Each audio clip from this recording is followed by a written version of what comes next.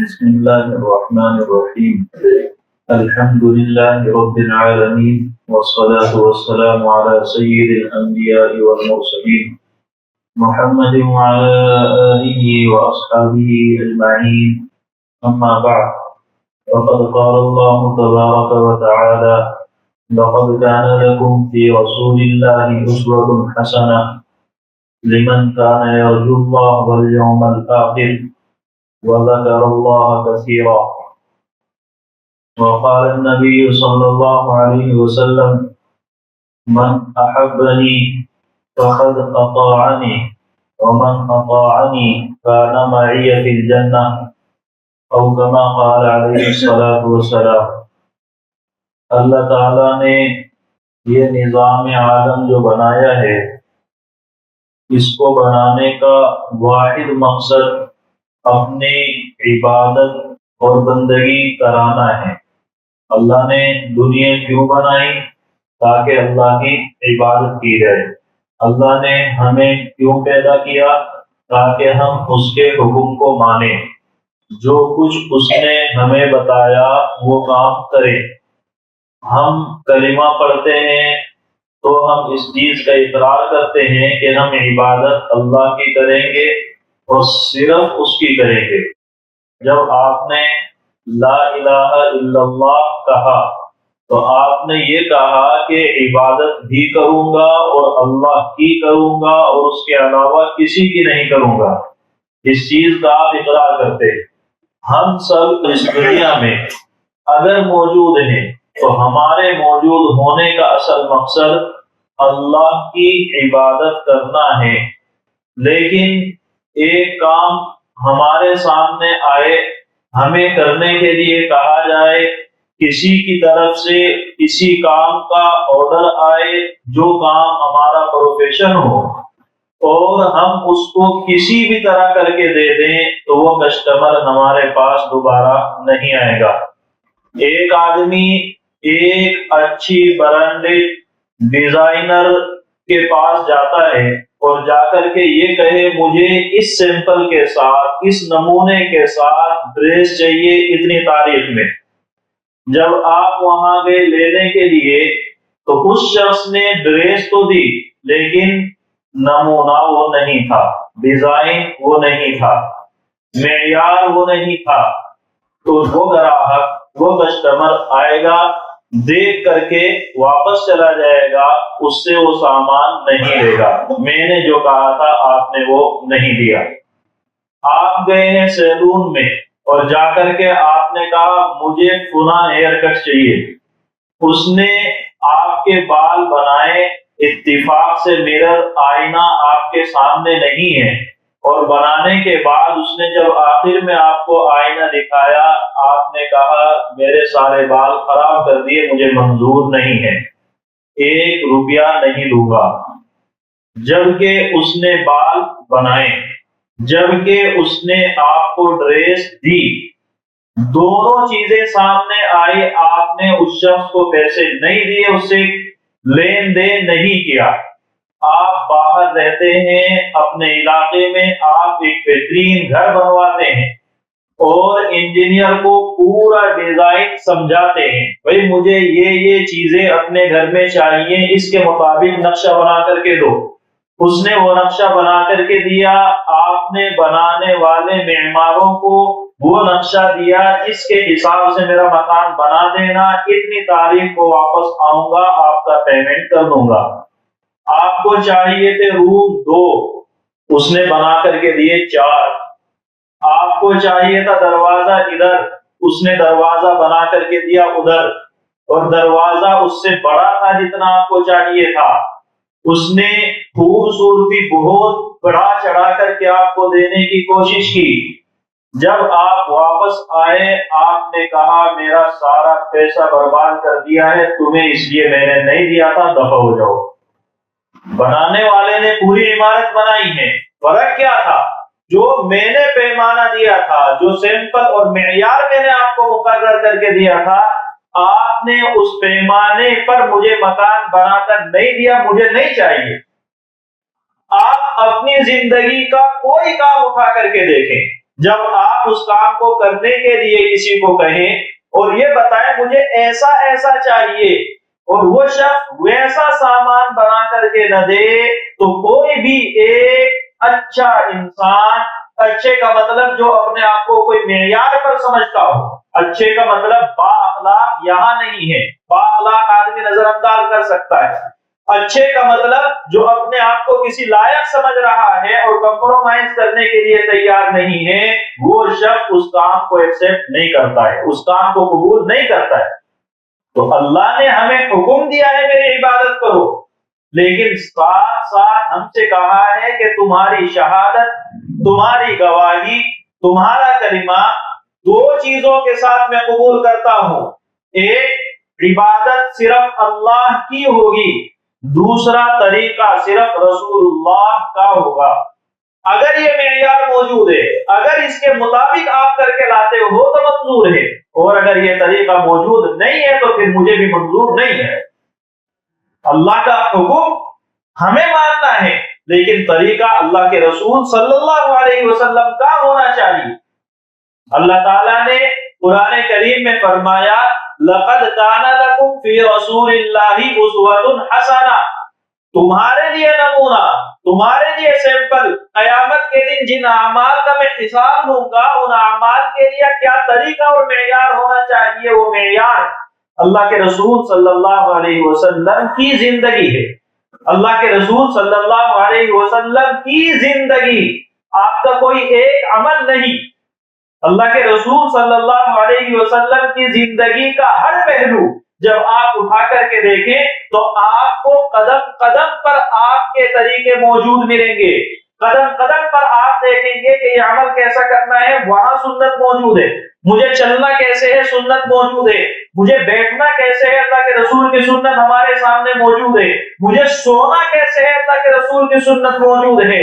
یہاں تک کہ ایک یہودی حضرت سلمان فارسی رضی اللہ عنہ سے کہتا ہے تمہارا رسول کیسا ہے، تمہیں بیت الخلا جانے کا طریقہ سکھاتا ہے۔ یہودی کے اعتراض کرنے کا مقصد یہ تھا کہ رسول کے کام بڑے بڑے ہوتے ہیں، بیت الخلا جانا ہے، ٹوائلٹ جانا ہے، کیسے جانا ہے، کیا کرنا ہے، یہ سکھانا ہی کوئی رسول کا کام ہوتا ہے۔ حضرت سلمان فارسی رضی اللہ عنہ نے بڑے احترام، بڑے اہتمام کے ساتھ فرمایا بالکل اللہ کے رسول صلی اللہ علیہ وسلم نے ہمیں سکھایا ہے بیت الخلا میں جاؤ تو اس طریقے سے داخل ہو، بیٹھنا ہے دائیں جانب بائیں جانب قبلے سے منہ کر کے بیٹھنا ہے، یہ تو ادھر پھر جائیں یہ تو ادھر پھر جائیں، قبلے کی طرف نہ منہ کریں نہ پیٹ کریں، استنجا کریں تو دائیں ہاتھ سے نہ کریں، بائیں ہاتھ کا استعمال کریں، ہم ڈھیلے کا استعمال کریں، ہڈی کا استعمال نہ کریں، ہم غذاؤں کا استعمال نہ کریں، ہم گندگی کا استعمال نہ کریں، پوری فہرست گنوا دی۔ اللہ کے رسول نے ہمیں سکھایا ہے بیت الخلا میں بیٹھے قبلے کی طرف سے منہ پھیر کر کے بیٹھے، کمر پھیر کر کے بیٹھے، نہ آپ اپنے بیت الخلا میں جانے کے وقت ادھر رخ کریں نہ ادھر کریں۔ میں نے ابھی یہ لفظ 2-3 مرتبہ دہرا دیا ہے تو یقیناً آپ کو الجھن ہونے لگی ہوگی، یہاں دیکھو کیا باتیں ہو رہی ہیں، لیکن حضرت سلمان فارسی بڑے اہتمام کے ساتھ، بڑے فخر کے ساتھ کہتے ہیں بالکل اللہ کے رسول نے ہمیں سکھایا ہے۔ بتانے کا مقصد کیا تھا کہ شریعت ہمیں زندگی کے کسی موڑ پر بغیر رہنمائی کے نہیں چھوڑتی۔ آپ کو اپنے بستر پر سونا ہے تو کیسے سونا ہے اللہ کے رسول نے سکھا رکھا ہے، آپ کو کسی سے کاروبار کرنا ہے اللہ کے رسول کی کاروباری زندگی اٹھا کر کے دیکھیں پورا طریقہ موجود ہے، آپ نے کسی سے لین دین کیا تو کیسے کیا ہے، پوری اللہ کے رسول کی سنتیں موجود ہے، کسی کے یہاں ملازمت کرنی ہے اللہ کے رسول کی سنت موجود ہے، آپ نے دوسروں کی بکری چرائی ہے ملازم کی حیثیت سے تو آپ کی زندگی اٹھا کر کے دیکھیں کیسے دیانتداری ہوتی ہے، کیسے امانت کا لحاظ کیا جاتا ہے۔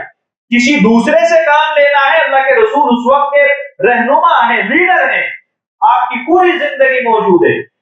کسی کے معاملے میں فیصلہ کرنا ہے اللہ کے رسول بہترین جج ہیں، اللہ کے رسول کا طریقہ موجود ہے۔ کسی مقدمے میں فریق بننا ہے، اپنے مسئلے کا فیصلہ کرانا ہے، اللہ کے رسول کی زندگی موجود ہے۔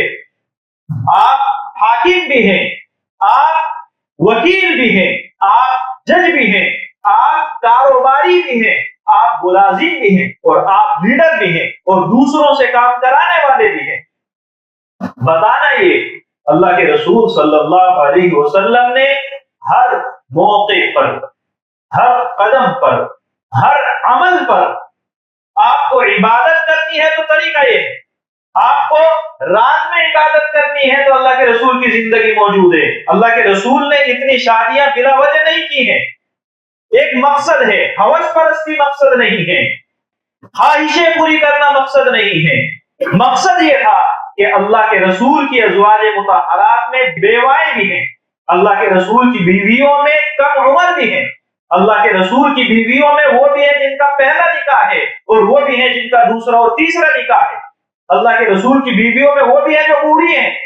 ہر ایک کے ساتھ تمہیں زندگی کیسے گزارنی ہے یہ سکھانا تھا، کم عمر بیوی ہے اس کے ساتھ میں زندگی کیسے گزارنی ہے یہ سکھانا تھا، بیوی کے ساتھ ہنسی مذاق کرنا ہے وہ کیسے وہ سکھانا تھا، اور آپ کو اپنے گھر کے نظام کو کیسے چلانا ہے وہ سکھانا تھا۔ تو اللہ کے رسول نے ہمیں ہماری زندگی سے جڑا ہوا کوئی بھی عمل ادھورا نہیں چھوڑا ہے، پورا طریقہ سکھا کر کے آپ اس دنیا سے رخصت ہوئے ہیں۔ جب یہ پورا طریقہ سکھایا، اب اللہ کے فرمان پر آپ غور کریں، تمہارے لیے نمونہ ہے اللہ کے رسول صلی اللہ علیہ وسلم۔ کیا مطلب ہے؟ قیامت کے دن جب آؤ گے، اگر ایسی زندگی گزار کر کے آؤ گے تو میرے لیے تمہارا عمل مقبول ہوگا، اور اگر یہ زندگی نہیں رہی تمہارے عمل کو قبول نہیں کروں گا۔ اے اللہ، میں نے تو اتنی عبادتیں کی ہوئی ہیں اپنی مرضی سے کی، اے اللہ میں اتنی مرتبہ تیرے سامنے سجدے میں گرا ہوں، بالکل گرا ہے، لیکن جب میں نے کہا تھا آ کر کے فرض نماز پڑھ لے تو نہیں پڑھی نا، جب کسی نے بتایا کہ اب پڑھنے سے اتنا ملنے والا ہے تو وہاں پڑھنے چلا گیا، اور جب میں نے کہا کہ اس فرض پر یہ عبادت پر یہ ثواب ملے گا تو نے نہیں مانا۔ میرے رسول تمہیں سمجھاتا رہا، رسول تمہیں سمجھاتا رہا کہ میرا جی یہ چاہتا ہے کسی کو اپنے مصلی پر کھڑا کروں اور میں جاؤں اور جو شخص اپنے گھر کے اندر موجود ہو جماعت کے وقت اس کے گھر میں آگ لگا دوں، تو رسول نے تو یہ کہا تھا، اور رسول نے میرے کہنے کے بعد کہا تھا۔ رسول کی زندگی کی، رسول کے طریقے کی تو اہمیت نہیں تھی، پھر تم نے جو عمل کیا مجھے اس سے کیا لینا دینا ہے؟ اللہ نے جہاں یہ کہا کہ رسول کی زندگی میں نمونہ ہے، ساتھ میں الفاظ بڑے اہم ہیں، لمن کان یرجو اللہ والیوم الآخر۔ نمونہ کس کے لیے ہے؟ جو اللہ کو یاد رکھتا ہو اور آخرت کو یاد رکھتا ہو۔ مطلب کیا ہے؟ جو چاہو کر کے آ جاؤ، میری طرف دھیان نہیں ہے، آ جاؤ بے فکر ہو کر زندگی گزارو، جب آؤ گے نا قیامت کے دن سارے حساب لوں گا، ہر عمل کا حساب ہوگا۔ اگر میرے حکم کے مطابق چل کے آؤ گے، اگر میرے رسول کے مطابق چل کر کے آؤ گے تو میری رحمتیں تمہارے ساتھ ہوگی، اپنی مرضی سے چل کر کے آؤ گے تو آخرت کے دن کو یاد رکھنا، ایک دن مقرر کر رکھا ہے، اس دن میں حساب لینے والا ہوں، اس دن میں تمہارے ہر عمل کو سامنے لایا جائے گا، تب پتا چلے گا کہ مرضی میری تھی یا مرضی کس کی تھی، مرضی میرے رسول کی سنتوں کو زندہ کرنے کی تھی یا لوگوں کے حالات میں ڈھلنے کی تھی۔ آپ اپنا عمل کر رہے ہیں اس لیے کہ لوگ کیا کہیں گے، تو پھر اللہ کہتا ہے میں کیا کہوں گا اس پہ وہ سوچا ہے۔ حضرت عثمان غنی رضی اللہ عنہ صلح حدیبیہ کے موقع پر اللہ کے رسول صلی اللہ علیہ وسلم کی طرف سے مکے کے لوگوں سے بات کرنے کے لیے جا رہے ہیں، یعنی مکے کے لوگوں سے صلح کی بات کرنی ہے، اور اللہ کے رسول کا آدمی کون ہے؟ حضرت عثمان رضی اللہ عنہ ہے، یعنی اگر مکے کے لوگوں سے ان کی بات اچھی ہو گئی تو اللہ کے رسول اور صحابہ کے لیے معاملہ آسان ہے۔ یہ بات خاص طور سے اس لیے کہنے کی ہے، آپ اور ہم جب کوئی کام کرتے ہیں تو ہم کوشش کرتے ہیں آس پاس کے لوگوں کے مزاج میں ڈھل جائیں تاکہ اپنے معاملے کو حل کرنا آسان ہو جائے۔ بہت ماہر کاروباری، بہت اچھی زندگی گزارنے والے نوجوان بوڑھے ایک کہاوت، ایک سبق سکھاتے ہیں، جہاں کے علاقے میں ہو وہاں کے ماحول میں ڈل جاؤ، ان کی زبان بھی سیکھ لو، زندگی آسان ہو جائے گی۔ آپ عثمان غنی رضی اللہ عنہ کا عمل دیکھیں، حضرت عثمان صحابہ کے مسئلے کو حل کرنے کے لیے جا رہے ہیں، اللہ کے رسول کے مسئلے کو حل کرنے کے لیے جا رہے ہیں، آگے بڑھتے ہیں تو ان کا قریبی شخص جو ان کی بات کرانے والا ہے مکے کے سرداروں سے، اس نے دیکھا کہ حضرت عثمان رضی اللہ عنہ کا تہبند تھوڑا ٹخنوں سے اوپر ہے، تو اس نے کہا کہ آپ جا رہے ہیں مکے کے سرداروں کے پاس اور وہ جس شخص کا تہبند ٹخنوں سے اوپر دیکھتے ہیں اس کو عزت دار آدمی نہیں سمجھتے ہیں. ان کے یہاں عزت کا معیار یہ ہے کہ آپ کا تہبند ٹخنوں سے نیچے ہو. تو ان لوگوں سے بات کرنے کے لیے جانا ہے، فی الحال کے لیے کر لیں، بعد میں کرتے رہنا. سیدھا جواب، یعنی اس میں کوئی سوچ بھی نہیں ہے، رکنا بھی نہیں ہے، لا بالکل بھی نہیں. عزت صاحبنا صلی اللہ علیہ وسلم بالکل نہیں ہو سکتا ہے. میرے رسول کا تہبند ایسے ہی ہوتا ہے، ٹخنوں سے اوپر ہوتا ہے. ان لوگوں کو مسئلہ حل کرنا ہے کرے، نہیں کرنا ہے دفع ہو جائے. مسئلہ یہ ہے اللہ کے رسول کی سنت یہ ہے کہ میں ان لوگوں کو کیوں خوش کروں. اللہ نے عزت دی. صلح حدیبیہ کو اللہ نے مسلمانوں کی فتح بتایا. معیار کیا تھا؟ چاہے جو ہو جائے اللہ کے رسول کا طریقہ نہیں چھوٹنا ہے. حضرت حذیفہ بن الیمان رضی اللہ عنہ اللہ کے رسول صلی اللہ علیہ وسلم کے ان صحابہ میں ہیں جن پر اللہ کے رسول کو سب سے زیادہ اعتماد تھا. ان میں سے ایک ہے. اس وقت کی دو بڑی سپر پاور، آج آپ رشیا اور امریکہ کو سمجھتے ہیں، اس وقت میں روم اور فارس تھی. ان دو سپر پاور میں سے ایک فارس ایران اس کے بادشاہ کے دربار میں موجود ہیں، دسترخوان پر ہیں، بادشاہ سامنے موجود ہے. کھانا کھاتے ہوئے ایک لقمہ ہاتھ سے گر جاتا ہے. بہت چھوٹا سا کام تھا. اللہ کے رسول کی ایک سنت ہے دسترخوان لگا کر کے کھانا. وجہ یہی ہے کھانا ضائع نہ ہو. تو جب اتفاق سے ایک لقمہ ہاتھ سے گر گیا تو وہ اٹھا کر کھانے لگے. اللہ کے رسول کی تعلیم یہ ہے کہ لقمہ ہاتھ سے گر جائے تو اس کو اگر خراب نہیں ہوا ہے تو صاف کر کے کھا لو. تو ان کے ذہن میں یہ بات ہے. لقمہ اٹھا کر جب کھانے لگے تو پاس میں بیٹھنے والے نے ٹونی ماری. کسرا کے سامنے بیٹھے ہو کیا سمجھے گا؟ ان کے یہاں یہ پیمانہ نہیں ہے. اگر گرا ہوا لقمہ کوئی اٹھا کر کھاتا ہے اس کو وہ حقیر سمجھتے ہیں. حضرت حذیفہ بن الیمان رضی اللہ عنہ کی زبان پر جو بات آتی ہے ہم سب کے لیے عبرت کا سامان ہے. اترک سنت نبینا لہؤلاء الحمقاء. ان بے وقوفوں کی وجہ سے اللہ کے رسول کی سنت کو چھوڑ دوں. کہاں کہہ رہے ہیں؟ کسرا کے سامنے بیٹھے ہیں، بادشاہ کا دسترخوان ہے، دسترخوان پر جو دوسرے لوگ بیٹھے ہوئے ہیں وہ بادشاہ کے قریبی آدمی سن رہے ہیں، لیکن زبان پر الفاظ کیا ہے؟ اپنے حبیب کی سنت کو ان لوگوں کے لیے چھوڑ دوں. اور لوگ بھی نہیں ہے، بے وقوفوں کے لیے چھوڑ دوں. بتانا کیا ہے؟ ہمیں اس دنیا میں اللہ کے دین کو پہنچانا ہے اور اس دین کے اندر ان چیزوں پر توجہ نہیں دی جائے گی. کون خوش ہو رہا ہے، کون ناراض ہو رہا ہے، کس معاشرے میں ہے، کس طرح کے لوگوں میں ہے. معیار یہ ہو کہ اللہ کے رسول کا طریقہ یہ ہے، بس کافی. اس سے آگے سوچنا ہی نہیں. ہم اور آپ سنتے ہیں. ابھی بتایا جائے کہ اللہ کے رسول صلی اللہ علیہ وسلم کا یہ عمل تھا. اگلا سوال ہوگا واجب ہے یا فرض ہے. ابھی بتایا جائے کہ نماز کے وقت جب آپ آتے ہیں تو اللہ کے رسول کا لباس ایسے ہوتا تھا، تو آپ پوچھیں گے وہ لباس رکھنا کوئی فرض ہے؟ آپ غور کریں اپنی سوچنے کے استر کہاں تک ہم گرے ہیں، کس لیول پر ہم ہیں.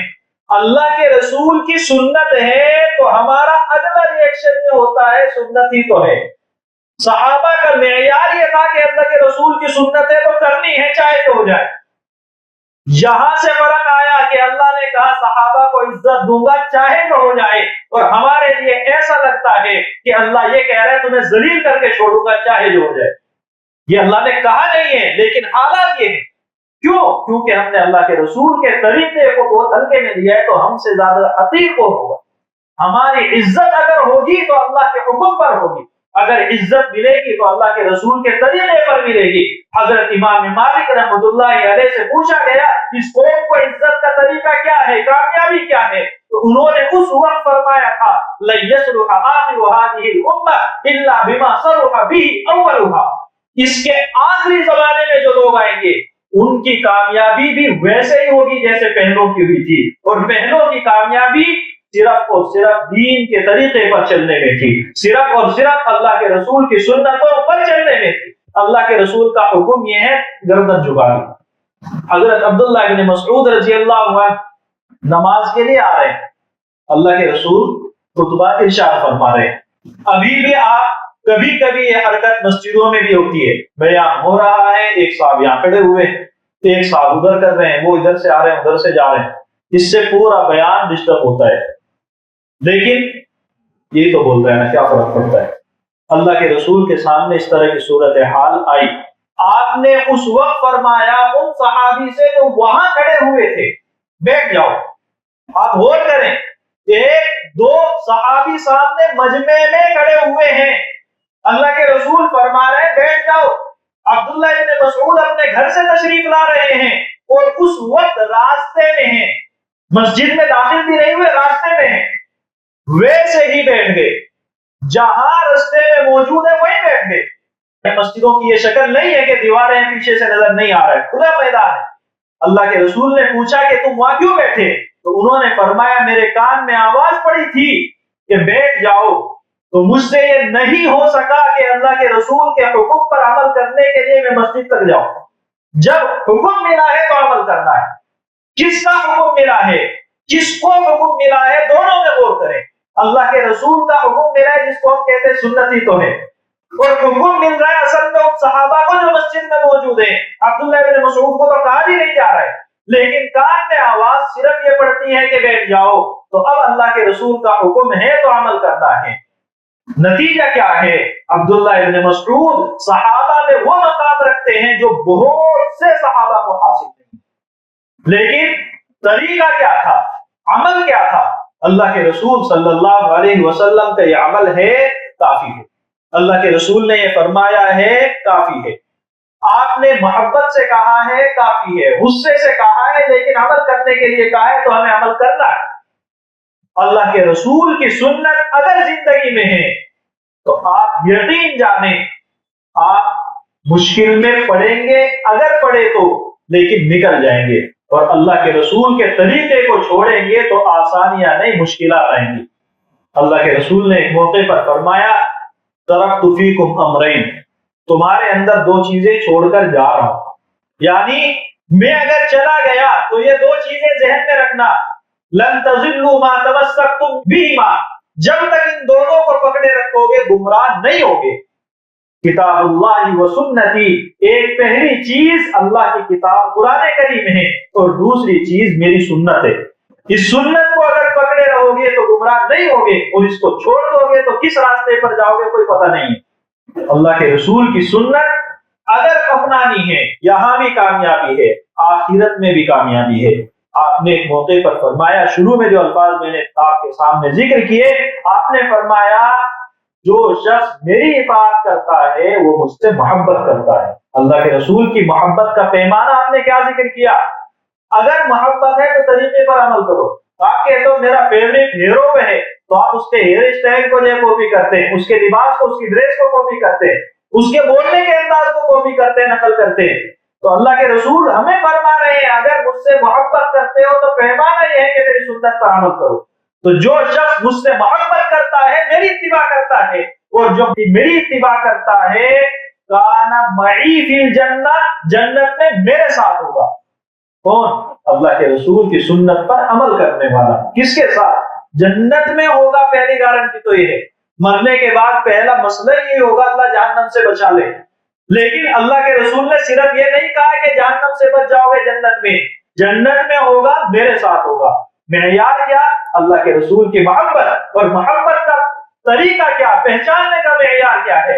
اللہ کے رسول کی اطاعت اور آپ کی اتباع۔ قرآن نے کہا ان کنتم تحبون اللہ فاتبعونی، اے نبی آپ ان سے کہیں اللہ سے محبت کرتے ہو تو اس محبت کا معیار بھی رسول کی اتباع ہے۔